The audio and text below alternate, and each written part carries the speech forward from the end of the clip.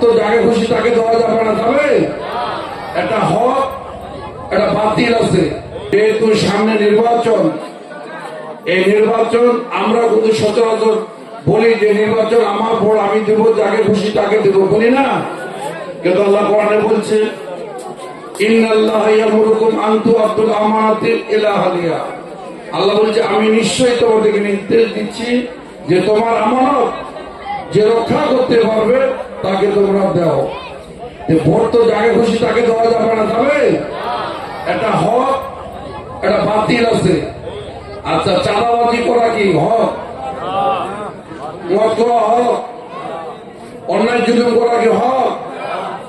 হকের পক্ষে রায় দিবেন না বাতিলের পক্ষে রায় দিবেন, এই দায়ভার সম্পূর্ণ আপনাদের তথা ভোটার বিচারক আপনারা।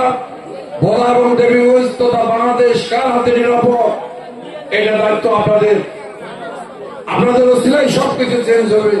তাই আমি আহ্বান জানাচ্ছি, আপনারা সব দলকে দেখছেন, আমার বিএনপির ভাইরা এর আগে দেশ দলের চ্যাম্পিয়ন হয়েছে কয়বার? 5 বার। এবার 5 তারিখের পর 2024 সাল, এই 2024 সাল 5 তারিখের পর কিছু সংখ্যক ভাই টোটাল স্কুল কলেজ রাস্তাঘাট বালু পয়েন্ট গাছ এমন কোন জায়গা নাই যে তারা দখল করে নাই। তাদের উদ্দেশ্যে বলতেছি, ওরা ভাবতেছে আমরা সিংহ পুরুষ হয়েছি, কি ঠিক আছে? জামাত ইসলাম ধৈর্য সহকারে আছে যে তোমরা কৌশল অবলম্বন করো। ওরা যে জাতির কাছে পৌঁছে গেছে এটা আর বুঝতে পারে না, কি ঠিক আছে? এই জন্য আপনারা নিরাশ হইয়েন না। আল্লাহ সারা বাংলাদেশ যখনই আমরা এই পঞ্চগড় 2 আসনে ভোটের জন্য বিভিন্ন জায়গায় প্রোগ্রাম করি, সবাই বলে যে সিটটা তোমরা পাবেন, বাকিগুলো কিন্তু কি হয় জানি না।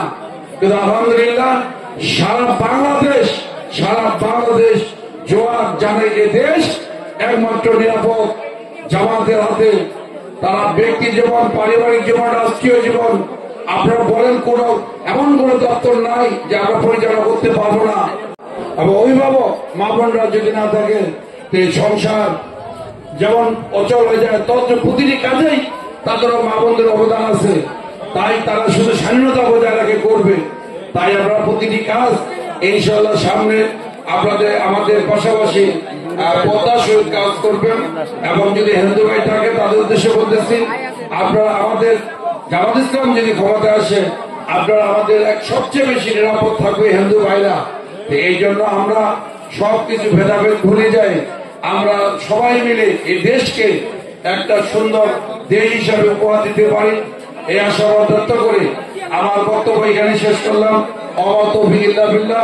আসসালামু আলাইকুম ওয়া রাহমাতুল্লাহ এবং হিন্দু ভাইদের প্রতি আদাব।